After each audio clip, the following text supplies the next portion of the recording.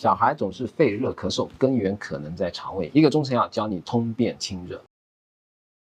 说一下，你好，大便几天一次啊，小朋友？大部分是1天1次，然后偶尔会2天1次。就像羊屎蛋的那种比较多。这种情况有多久了？至少得有1个月了。他有说肚子痛吗？偶尔会有肚子痛的时候，腹部就有点胀气那种感觉。就想去上厕所是吧？还是怎么样啊？胀气的时候去上厕所的时候有，就是也有是纯粹肚子里边有气那种情况。他现在有咳嗽那些吗？对，有，他就是每天都会咳嗽。咳嗽没有痰，但是有鼻涕是吧？他有鼻涕，但是咳嗽有时候听起来是干咳，但有时候听起来又是有痰的那种咳。对，他的鼻涕是有青的有黄的。醒出来的时候都是清鼻涕，然后早上就是全是黄鼻涕。他是晚上会出汗，但是白天不出是吧？白天不出，就是晚上的时候只有头部会出汗。然后我看一下他的舌头吧，好吧，根部的舌苔有点厚。对，然后他舌头的前边看到就像草莓上面那个点点一样的。耳朵这里，他的耳朵好了又开始就这个位置。我们通俗的说法叫有热毒啊。我给他开点中药，你们自己会不会煮啊？可以，我们自己可以熬。然后吃饭这一块也比较差，是不想吃那种，就是很久也不会饿，就那种感觉。然后经常就只是念叨说要吃冰淇淋。但是冰淇淋我们基本上也会控制他说，夏天的时候出太阳的时候才会吃。因为他内热太重了，所以他总是会想吃零食。所以呢，一定要保证他大便的通畅，他大便的通畅就可以把他的热气排出去。这样的话呢，他就会好一些。我这次给你开的药呢，里面是有大黄的，要先给他把大便给他通一下啊。不过你不用太担心，我们就短期用一下。除了吃我给你开的这个药之外呢，可以吃一吃我们那个益生元呢，就帮助他大便保持通畅。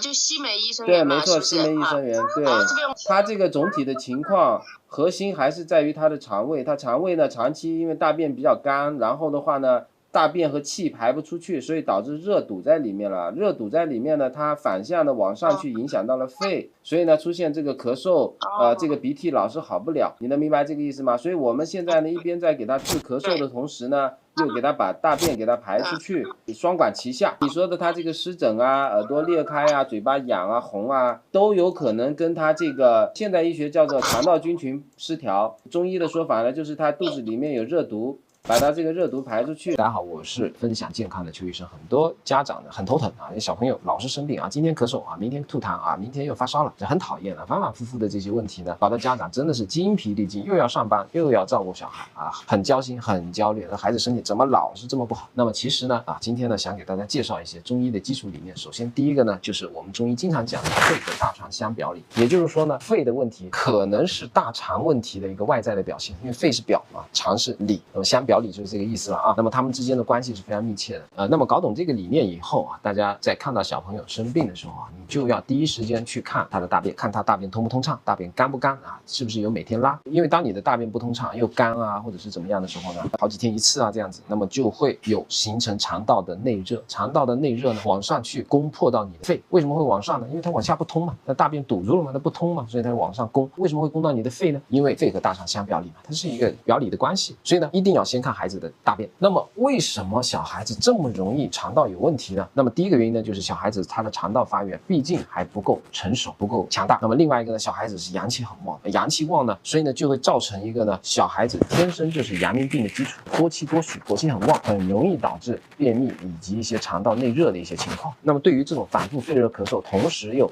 大便不通这个好几天一次，大便很干，那么这种小朋友的话呢，我的习惯性的使用的处方呢就是麻子仁丸。麻子仁丸呢就是一个通便清热的一个非常好的一个处方，而且它里面用到了6味药：火麻仁、大黄、枳实啊，这个是用来通便泻热的。同时呢，又用到了杏仁、厚朴、白芍啊，这个呢有降气止咳，还有收敛肺经的这个作用。所以这个处方呢，其实很适合这种便秘型的咳嗽啊，其实效果会非常的好。我在临床上也经常用啊，用的时候呢加点焦山仙啊，帮助孩子去消食化积。那么焦山仙呢，就有点像我们三丹麦芽饮这个逻辑，而这个麻子仁丸呢，它是一个润下的，不是那种像大承气那种啊，这个直接给你泻下的，它是以火麻仁为主，它是润下的，这个就有点像我们那个西梅荷叶益生元的逻辑。麻子仁丸呢，当然它有它的中成药，就是麻仁软胶囊啊，很多老人家便秘喜欢用它，其实呢它也很适合小朋友用啊，因为它是清热润肠通便的，小朋友阳气足，清一清热啊，问题不太大。那老人家阳气不足呢，有的时候清热过头了，其实反而可能不是特别好。那么小孩子是很适合用的啊，当然了，它毕竟是药啊，它这个时间吃久了呢啊，这个可能会产生依赖啊，或者可能会产生其他的问题。所以呢，我们一般的建议呢就是临时用啊，比如说孩子又便秘了又咳嗽了，那么临时用一点啊，吃个2-3天，那等到他大便通了，咳嗽好了，我们还得长期从生活习惯上去给他调和他的大便的问题啊，比如说多喝水啊，多吃蔬菜呀，尤其是出汗以后啊，对吧？要及时把水分给他补充进去啊。平时呢，坚持吃上3个月以上的这个益生元，把这肠道菌群给它调和好。